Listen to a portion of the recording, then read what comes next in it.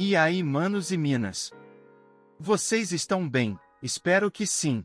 Esta é a parte 2 daquele que foi invocado por uma deusa de outro mundo para fazer dele um herói, mas ele se recusou a ser um herói. Então a deusa o amaldiçoou e tentou matar, mas ele se recusou a morrer e agora procura vingança contra essa deusa.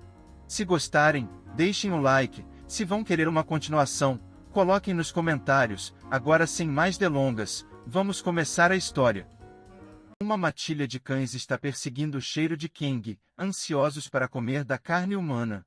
Porém, eles haviam perdido o cheiro de Kang, como se ele tivesse desaparecido, mas, na verdade, Kang estava escondido atrás de uma árvore. Ele havia conseguido dissipar o seu cheiro, devido ao excesso de sangue que havia caído em suas roupas.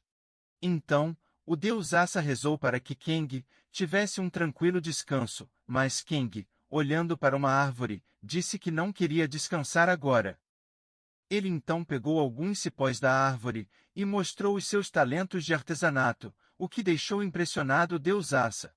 Com os cipós, ele fez uma bainha improvisada para sua lâmina, e com o resto, ele enrolou numa pedra, e sorrindo, perguntou ao deus Asa se já ouviu falar da força centrífuga.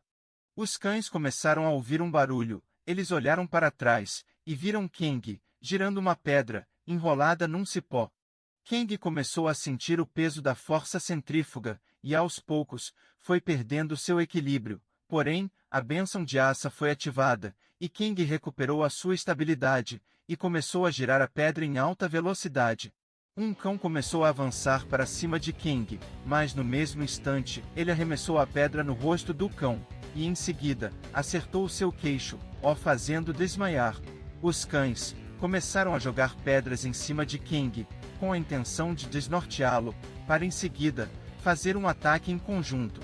Eles estavam prestes a atacar o Kang, porém, o mesmo estava esperando por isso, e logo que se aproximaram, ele desferiu um golpe, que abateu os cães, que tentaram lhe atacar de surpresa. Um tempo depois, Kang já havia abatido todos os outros cães. O deus Asa ficou muito impressionado com as habilidades de Kang, e começou a reavaliá-lo, como alguém não fraco.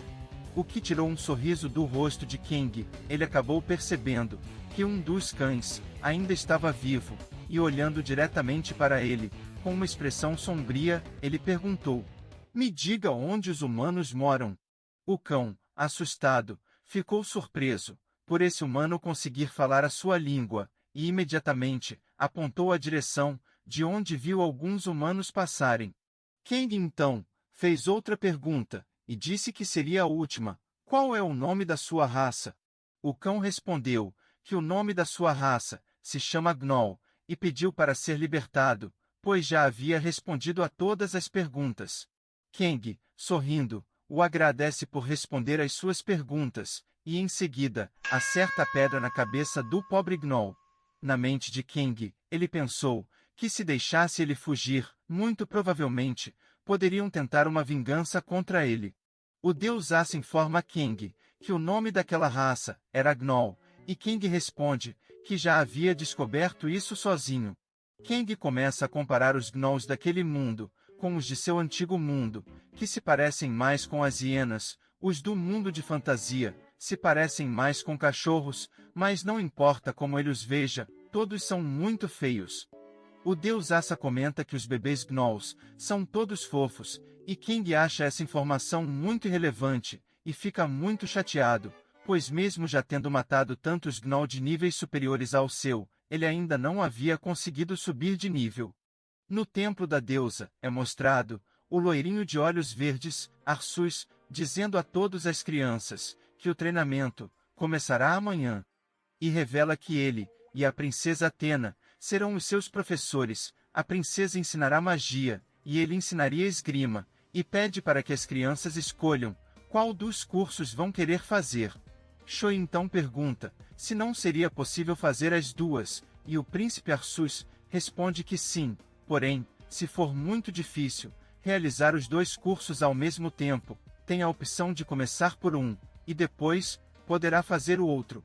Foi então que Anvou perguntou a Arsus se teriam a opção de fazer nenhuma das duas, e o príncipe Arsus respondeu que fazer os cursos é opcional. Vocês são livres para escolher o que querem fazer. Se acham que não precisa fazer, então está tudo bem. Anvou faz outra pergunta. Se somos livres para escolher, então durante o tempo livre, poderemos sair do templo? O príncipe responde que sim, e Choi lança um sorriso para Anvou, e o mesmo retribui.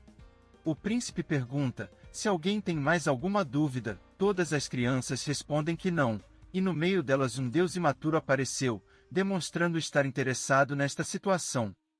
Já de noite, vimos Anvou sentado em sua cama, pensando que treinamento é apenas uma ação que figurantes tomam para ficarem mais fortes. Um verdadeiro protagonista faz o seu próprio caminho. Ele então começa a se imaginar como o protagonista desse mundo, com as habilidades mais roubadas e os melhores poderes, resgatando princesas e salvando o mundo, ao lado de suas lindas e adoráveis companheiras. Tomando a decisão de construir o seu próprio caminho, pois ele se convenceu de que é o protagonista desse mundo e dessa história. Na manhã seguinte, Arsus estava avisando que aqueles que querem aprender esgrima poderiam o seguir, e o resto ficará esperando a professora de magia chegar. Um menino pergunta onde a professora de magia está, e o príncipe Arsus responde que ela acabou exagerando na bebida novamente, então ela poderá se atrasar um pouco. E reforça o fato de que aqueles que querem aprender magia terão que esperar aqui até que ela chegue.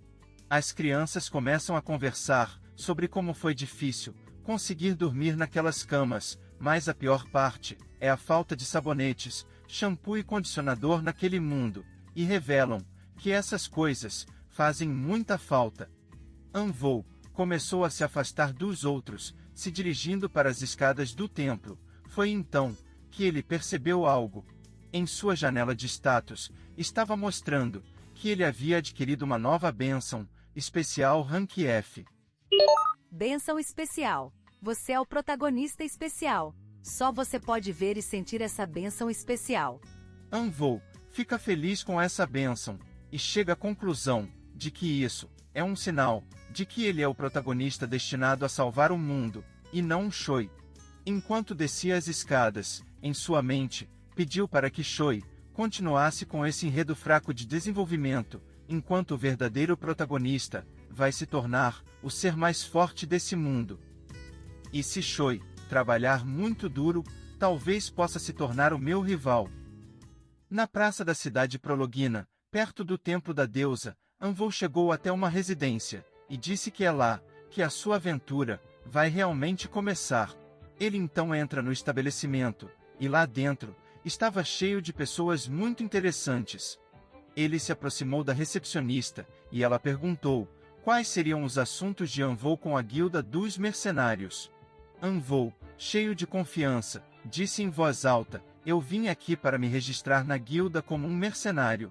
Anvou, com um sorriso, repetiu: "Quero me tornar um mercenário." Essa ação não convenceu a recepcionista, e um guarda começou a se aproximar do balcão. Foi então que alguém chamou a sua atenção. Era uma garota ruiva de olhos vermelhos. Ela o chamou de fraco, e perguntou se ele queria morrer.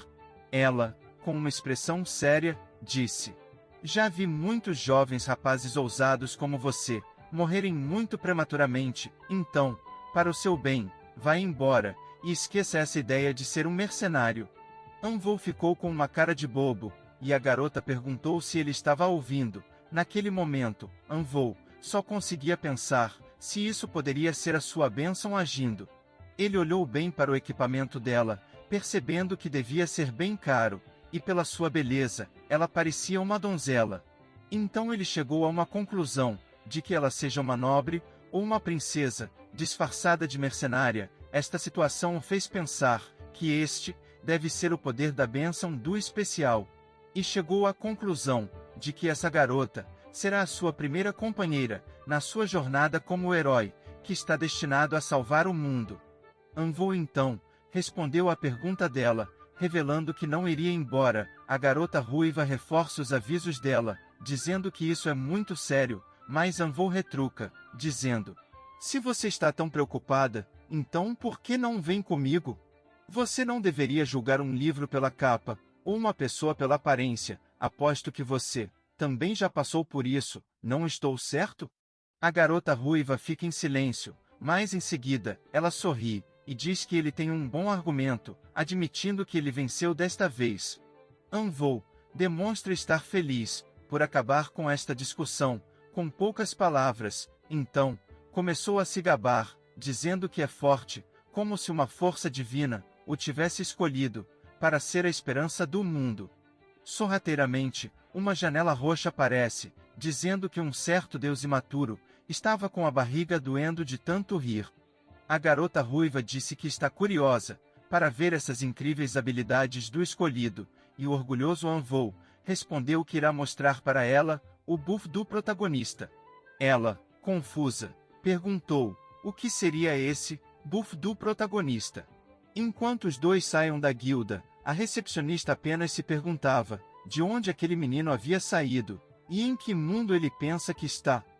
Voltamos para a floresta, é mostrado um bando de gnolls, caídos no chão, um deles ainda podia se mexer, então vemos Kang, mais uma vez, usando a força centrífuga. O gnoll revela que a oeste há um pequeno vilarejo humano.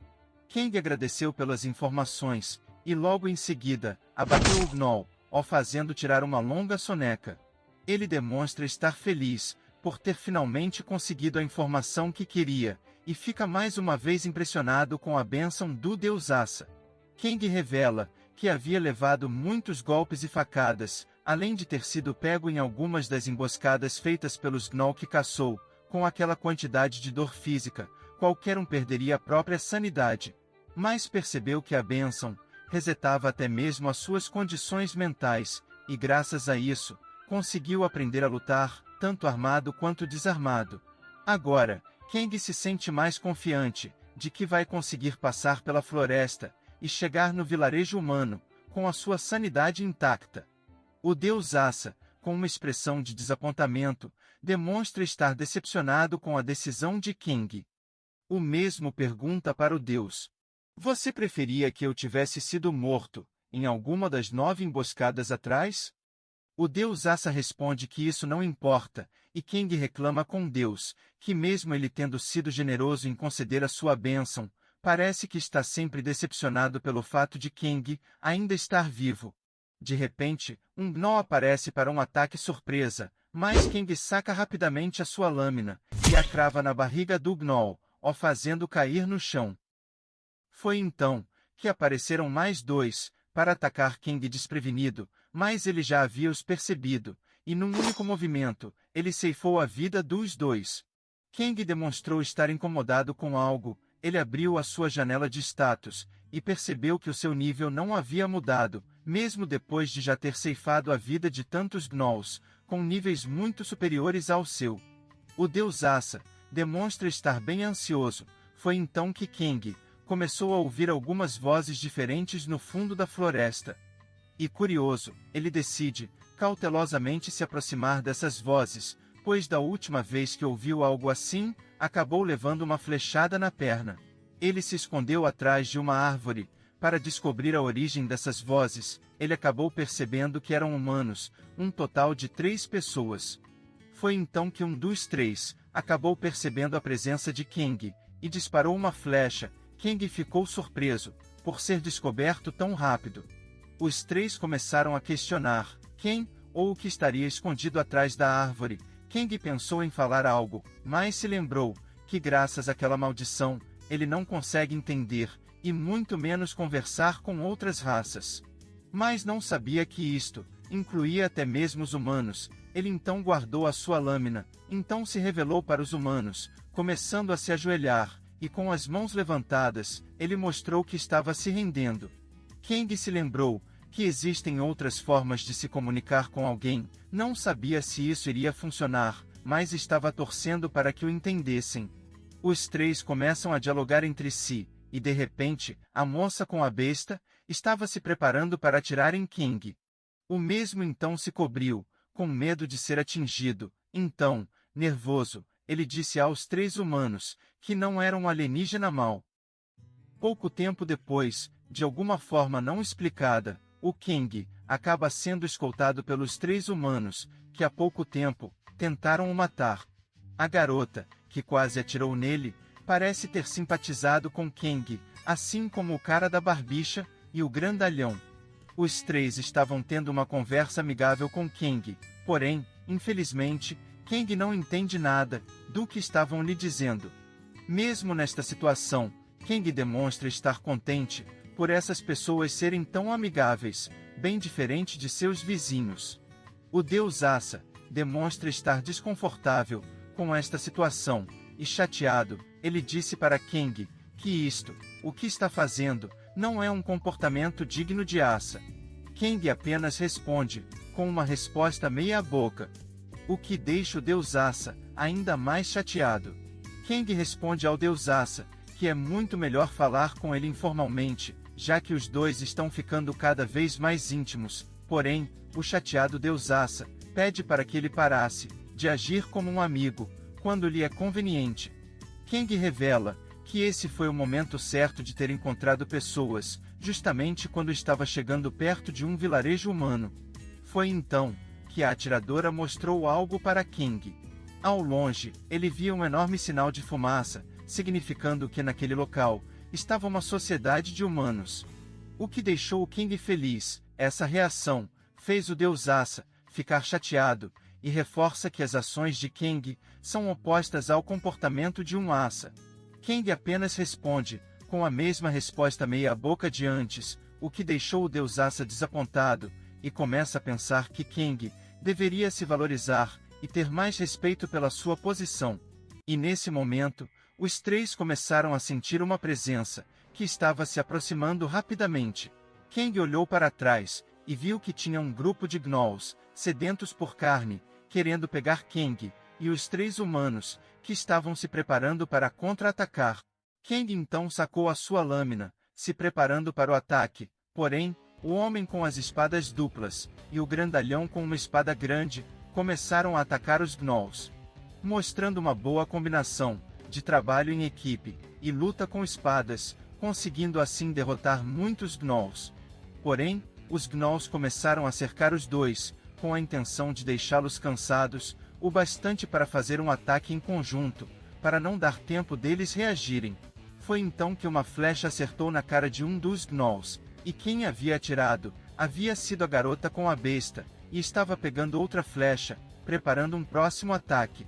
Acertando o rosto de mais um dos gnolls, aproveitando a chance para recarregar, porém, um gnoll apareceu, para fazer um ataque surpresa, o que deixa o espadachim preocupado. Foi então que Kang apareceu, e atacou o gnoll que quase acertou ela. Nesse momento, o deus Asa reforçou seu desconforto com esta situação, e Kang pediu para o deus deixar essa passar, somente dessa vez.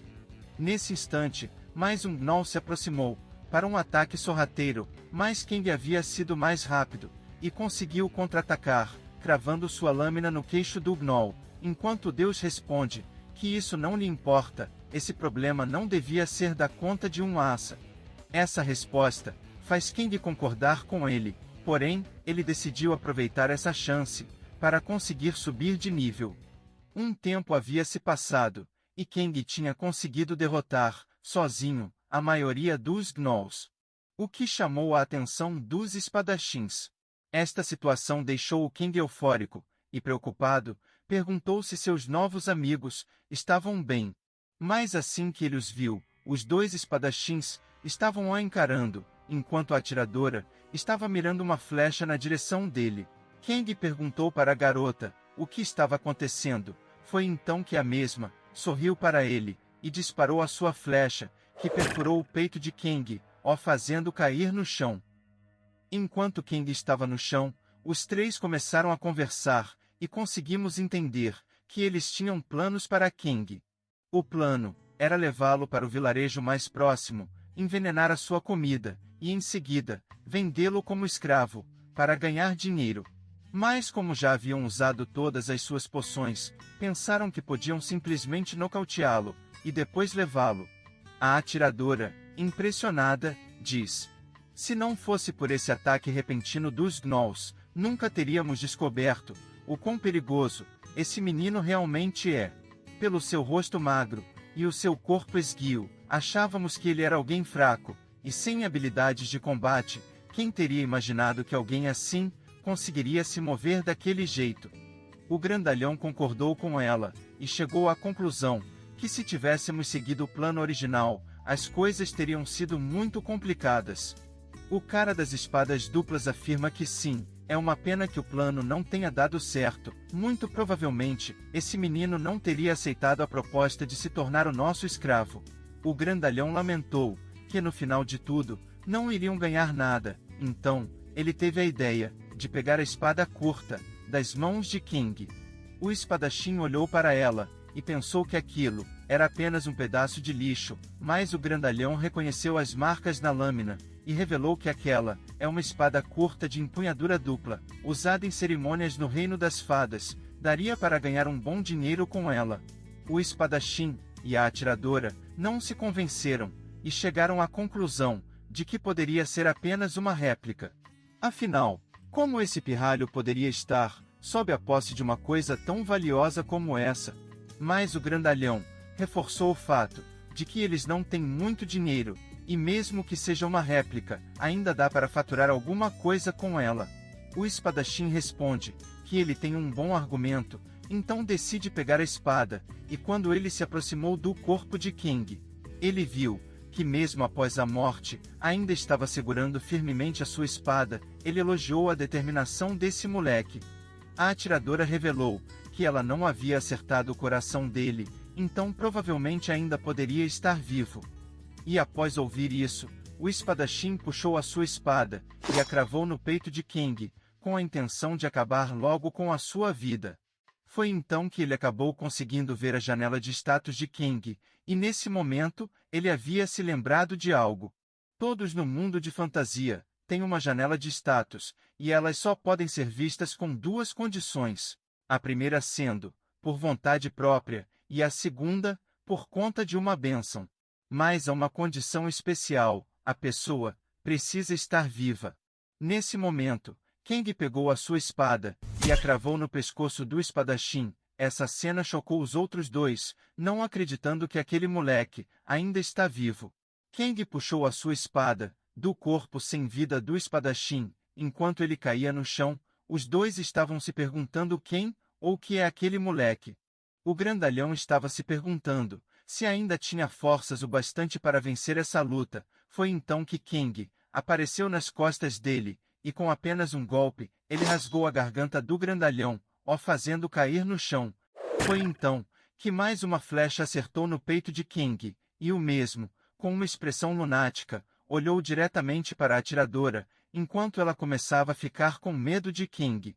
Ela começou a caminhar para trás, enquanto King caminhava para frente, e o mesmo, com uma expressão sombria, disse coisas que ela não entendia, e apavorada, ela caiu no chão, pedindo desculpas para King, aceitando que ela tinha agido errado, e implorou para ele ter piedade. King começou a citar algumas palavras para ela, mas a mesma estava muito apavorada, e chorando, pediu para ter piedade. Ela acabou gritando de pavor, enquanto chamava o King de monstro. Alguns minutos depois, vimos que King havia removido as flechas de seu peito, assim como as suas roupas, que estavam muito desgastadas. Ele havia pegado as roupas dos três, e ficou muito chateado, pois infelizmente, apenas as roupas daquela mulher serviam nele. O que tirou boas risadas do Deusaça, e diz que King tem hobbies estranhos, mas vai respeitá-lo do mesmo jeito. King responde que isto não é seu hobby, e que agora, graças àqueles três, ele entende que não pode mais confiar facilmente nos outros. Então ele chegou a uma conclusão: não importa o mundo em que eu esteja, no final das contas, os humanos serão sempre os mesmos, e o Deusaça concorda com esse fato. King não conseguia entender o porquê de terem o atacado, mas provavelmente foi por causa de motivos egoístas. O Deusaça responde que isso não importa mais, e agora quer saber qual será o próximo destino, e King responde que quer ir até o vilarejo humano, principalmente agora que conseguiu uma boa quantidade de dinheiro. E comenta que mesmo não conseguindo entender o que os outros dizem, e vice-versa, com certeza todos entendem a língua do dinheiro. O Deusaça comenta com King que o que acabou de acontecer, ao abandonar a vida de Asa, foi um aviso. E Kang, relutantemente, concorda com o deus Asa, e diz que isso tudo, provavelmente, deve ter sido um sinal. Retornamos para o templo da deusa, onde estava a princesa Athena, se desculpando com os seus alunos, por ter se atrasado mais uma vez. E para recompensá-los, ela disse que seria breve, e começaria a aula. Ela estava explicando sobre como no mundo de fantasia, antigamente, não existia magia, porém, ela acaba sendo interrompida por um menino que achava essa aula teórica um desperdício de tempo, e que seria melhor começar com a prática. Nesse momento, um menino gordinho estava se gabando pelo fato de ter protegido a sua virgindade apenas para chegar a esse momento de ascensão. E um outro menino começou a rir do fato desse gordinho não ter tido tantas dificuldades para proteger algo tão importante. Foi então que uma menina de óculos começou a zoar com a cara dos dois, dizendo que meninos tão bobinhos nunca terão o QI necessário para compreender que a magia é ciência. E sendo a melhor aluna dessa matéria, com certeza, tem o talento para ser uma ótima maga. Foi nesse momento que o Bora mandou que todos fizessem silêncio, pois estavam atrapalhando a aula, e o menino que começou o debate chamou a Ilbora de chata, e disse que saber sobre a história da magia não faz nenhuma diferença. E revela que aqueles que poderão usar magia serão apenas aqueles que têm aptidão para usá-la. Se você não tiver aptidão, então nem adianta fazer anotações. Essa resposta incomoda bastante a Ilbora. De repente, a princesa Athena chamou a atenção de todos, e concorda com esse fato, de que a aptidão, ou melhor dizendo, o talento, é uma coisa muito importante, principalmente para alguém interessado em aprender a fazer feitiços. E como parece que os futuros heróis já sabem disso, então ela irá revelar a origem da verdadeira magia desse mundo. Essa revelação deixou todas as crianças curiosas. Ela começa a explicar que quando se trata de magia, a coisa mais importante é o talento, determinado pela linhagem sanguínea que possui, e também as suas redes de influência. E começa a dar o exemplo de sua família, que tem uma boa linhagem sanguínea e uma vasta rede de influência. Foi nesse momento que a Ilbora fez uma pergunta. Então quer dizer que aqueles que não têm nem linhagem sanguínea ou redes de influência não poderão aprender magia e nunca se tornarão magos? Essa pergunta fez todas as crianças ficarem preocupadas. E a princesa Athena ficou em silêncio, mas em seguida ela sorriu de alegria e respondeu que sim, mesmo aquelas pessoas com falta de recursos podem, sim, aprender a usar magia. Foi então que Athena se aproximou de Ilbora e, segurando as suas mãos, ela disse que irá forjar uma conexão de mestre e discípula com ela. Nesse momento, um círculo mágico apareceu nas costas de Ilbora. A princesa Athena parecia estar conjurando um feitiço. E a mesma disse que reconheceu Ilbora como a sua primeira discípula, e pergunta se ela aceitará ser a sua discípula. Ilbora fecha os olhos e responde que sim. Então, o círculo mágico se desfaz. Ela então começou a abrir os seus olhos, e Athena a parabenizou por ter se tornado uma maga de verdade. Ilbora demonstrou estar confusa, não entendendo o que tinha acontecido, e pergunta como se tornou uma maga assim tão de repente. A princesa Athena pediu para que ela desse uma olhada na sua janela de status. Ilbora abriu a sua janela e percebeu que havia ganhado uma nova bênção, magia Rank C. Athena explica que ela acabou de receber a bênção de alguém que está no mínimo no Rank C, então ela recebeu de rank semelhante. Ilbora então pergunta para a princesa Athena se essa bênção é o que ela chamava de talento, e ela confirmou que sim. Bênção da magia. Você receberá as esperanças e sonhos, por ser o ser mais precioso desse mundo. Você consegue passar as suas esperanças e sonhos para os seus descendentes e discípulos. Athena explica que se não tiver um familiar ou um professor que possa lhe conceder essa bênção, não terá acesso à magia, e pergunta se Ilbora havia entendido. Ela responde que sim. Athena diz que agora vai mostrar uma coisa muito importante para todos. Ela estende a sua mão direita e invoca uma bola de fogo. Ela explica que há muito tempo atrás, uma divindade desceu dos céus e concedeu a bênção da magia para certas pessoas especiais.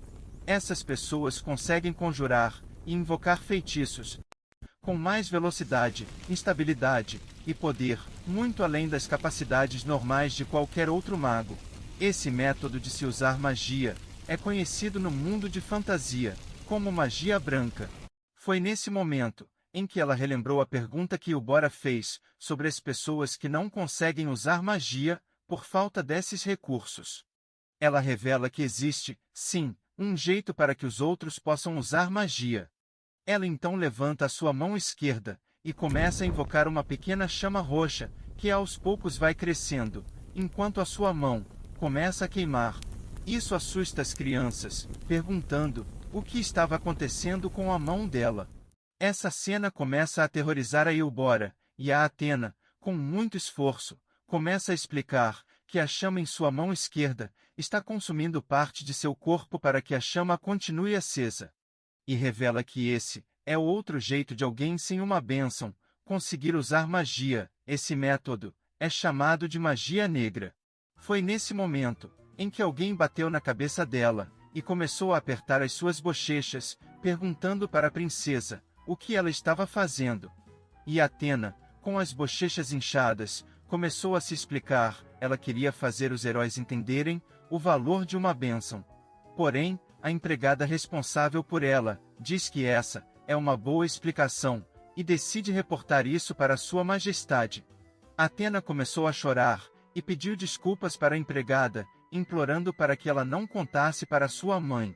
Ao mesmo tempo em que um sacerdote veio para curar os seus ferimentos, Eubora se aproximou de Athena e pediu desculpas para ela, pois foi devido à sua pergunta estúpida que a princesa acabou se machucando.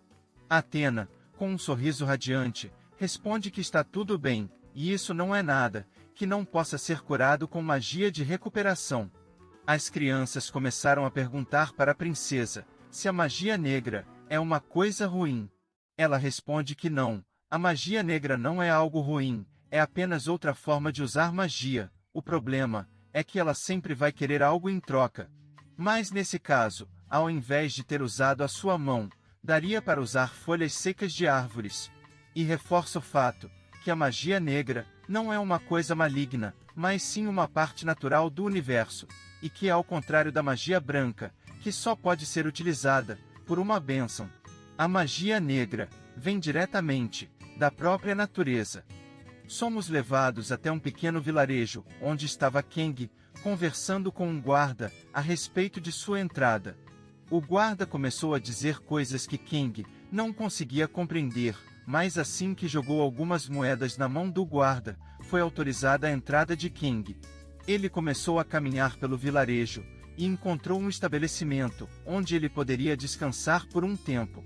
E após ele confirmar a sua entrada, ele foi se lavar nas fontes termais da pousada, se surpreendendo que neste mundo já existiam banhos de água quente. O deus Asa demonstrou estar desconfortável com esta situação, então Kang começou a puxar papo com o deus, revelando que também está um pouco desconfortável, e perguntou como o deus Asa se denomina. Um homem, uma mulher, intersexual ou assexuado?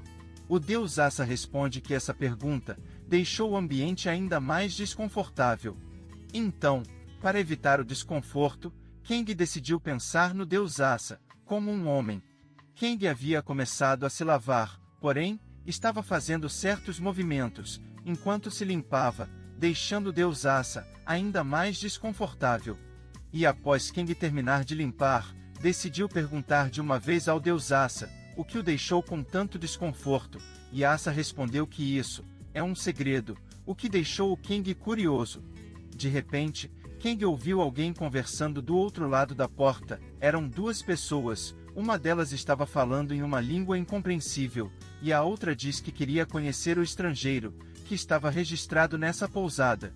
Foi então que a pessoa bateu na porta, chamando a atenção de Kang e do deus Asa. Kang respondeu que estava se vestindo, e que logo irá abrir a porta. A pessoa do outro lado estava confusa, pois pensou que o estrangeiro não pudesse falar a sua língua. Enquanto Kang se vestia, ele percebeu uma coisa: estava conseguindo entender o que aquela pessoa estava dizendo. E isso fez ele sacar a sua espada, pois segundo a maldição do herói, apenas as raças hostis podem se comunicar com ele. O que significa que o ser que está atrás dessa porta, definitivamente, não é um humano, e com certeza, deve ter pensamentos hostis contra ele. E aqui terminamos a parte 2. Deixem o like e se inscrevam no canal para receberem mais conteúdo como este. Se quiserem uma continuação, coloquem nos comentários. Espero que tenham gostado. Fiquem com Deus e até a próxima.